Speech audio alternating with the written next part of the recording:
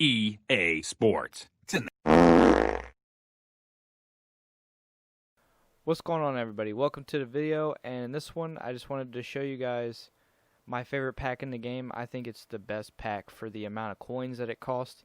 It's only 30k, and I think the highest odds give you a 9.5% chance of pulling something good, which I think is the best odds out of a lot of the promo packs. I don't think I've seen higher odds than that, but let me know if you guys have.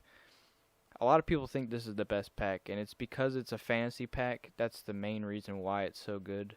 But if you haven't opened it yet, I'd say give it a chance, especially if you're no money spent and you don't get the chance to open a lot of packs.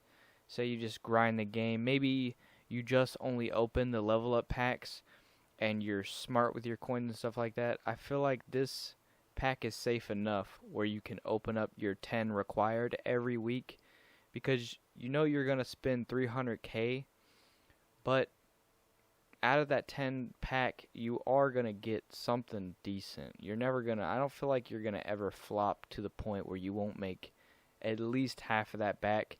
And I feel like losing, 100k or so is not the worst when it comes to packs. I've definitely lost way more than that opening up packs with coins. But you will win for sure too if you do it every week. I'm probably going to do it every single week, and I'll report back to you guys, let you guys know if that's something that you're into. But you're always going to have a chance to pull an elite in the first round, and in there you can pick 2, and then the second round is not a round you can pick from. It just gives you a bunch of silver cards, which is good for power-ups. You saw right there I just pulled a power-up, and you can pull a very expensive power-up from that round as well, so the ceiling is pretty high on these packs. On 3 separate occasions, I pulled all 10 of the packs that I could with coins, and the highest overall pull I've ever gotten was an 87, but I do know of people pulling like full legends and stuff like that out of these packs. It is possible, and I think if you're going to try to shoot for limited editions, then this pack is probably the best chance for that if there's a limited edition. But I think these only are in the store in the beginning of the week, maybe I think Monday and Tuesday. If you're the type of dude that spends money on packs, then definitely the All-Pro bundle. I think it's 15 of these packs. You just hold on to them, wait for a Wednesday or Thursday when there are limited editions. I think this pack, being a fantasy pack and how cheap they are, is a very cheap alternative to try to hit those limited editions. But I just feel like in the beginning of the year, right now, everything pretty much has value. The silver cards, you can put those in exchange up to golds. And some of the low golds go for a good amount because of the themed diamond sets. Some of the high golds as well. But worst case scenario, you can upgrade those. So like I was saying before, if you do like to open up packs but you don't like to spend money on the game, this is probably the safest it's going to get for gambling your coins, because it is a low cost and it is a fantasy pack. So I just want to throw this out there. Last year this was not a fantasy pack, it was a regular promotion pack just like any other, and it was 30k still. But in the beginning of the year last year, I pulled a Desmond Trufant, a signature edition, limited edition. I think I sold it for over 1 million coins. And then I also pulled full legends, multiple full legends. I pulled John Elway, and I also pulled a Steve Young, and I also pulled Steve Young pieces for his set when he was first out. So I definitely like these packs in the history of Madden, and this year I feel like they've only gotten better. I'd say my favorite packs for a no money spent type player like myself, I think the All-Pro packs, especially this year with the fantasy option, and also the gridiron packs. The reason why I like them is they give you a handful of golds in the pack, so you can have the chance to upgrade the golds to elites. But they also give you some silver opportunities as well, and the silvers half the time are power-ups. And there are some really expensive power-ups in the game. There are a handful of power-ups that go over 50k, so you can get really lucky in these packs. Enough of the pack and talking about that. I just want to move on to something else.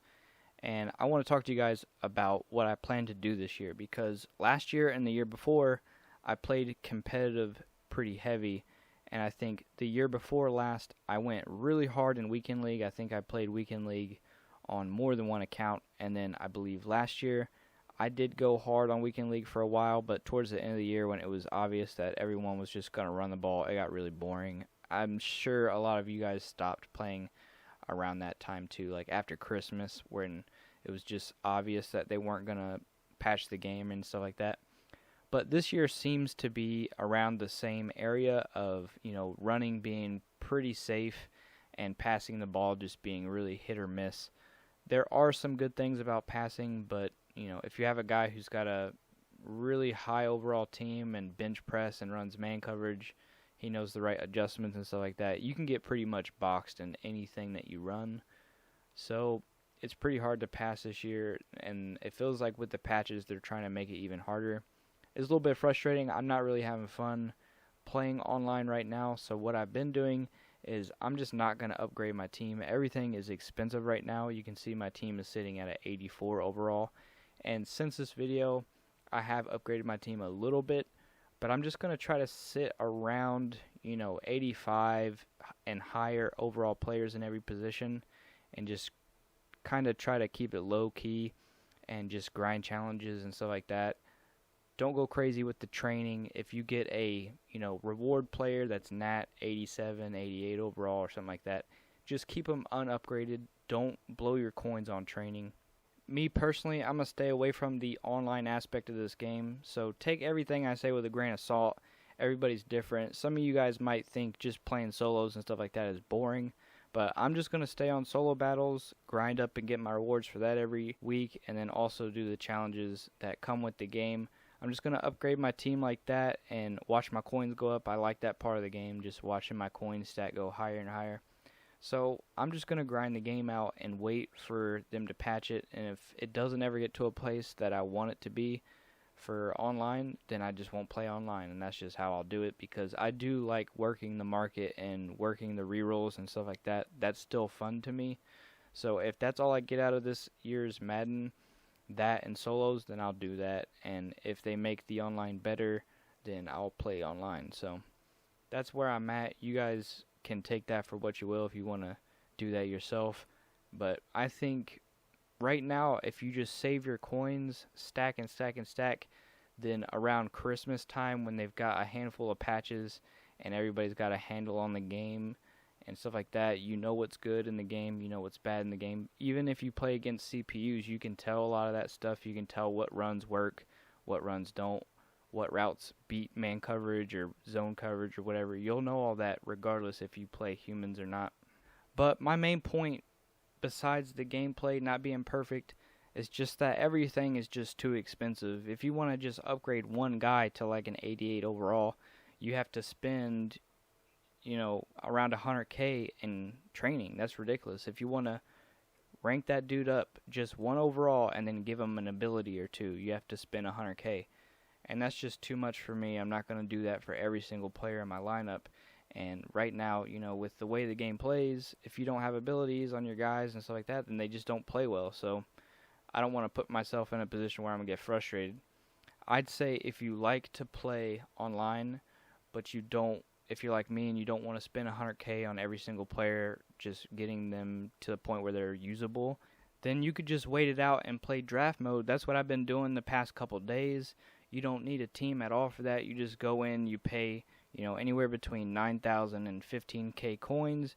You draft a team, and then you go in and compete. If you like playing online, then you can do that. That gives you decent rewards. Even if you don't get a win, you get something back. I believe for online, it's 15K to enter, and if you lose your first game, I think you get 9K back. But, you will have chances at higher rewards the more you win. But if you don't like the online aspect of the game, you just like to grind solos and stuff like that, like solo battles, then you can do a solo draft against the CPU, and I think it's 9,000 to enter that, but as you win, you'll get high rewards. You get trophies just like the online aspect. You get 30K at the end for 6 wins, which actually isn't that far off of what you get for solo battles. Solo battles is legend tier reward. You get 45K, I believe, something around that, and some trophies and some packs. So it's not far off what you would get from solo battles, That's another thing you can do until you can wait out, until around Christmas. That's what I'm personally going to do. I'm just going to stack my coins and then go all out on the Christmas promo. So let me know what you guys think about that. Let me know what you guys are going to do with your team this year. But that's pretty much it. If you guys want more Madden content, then subscribe. I want to thank you guys for watching, and I will see you guys in my next video.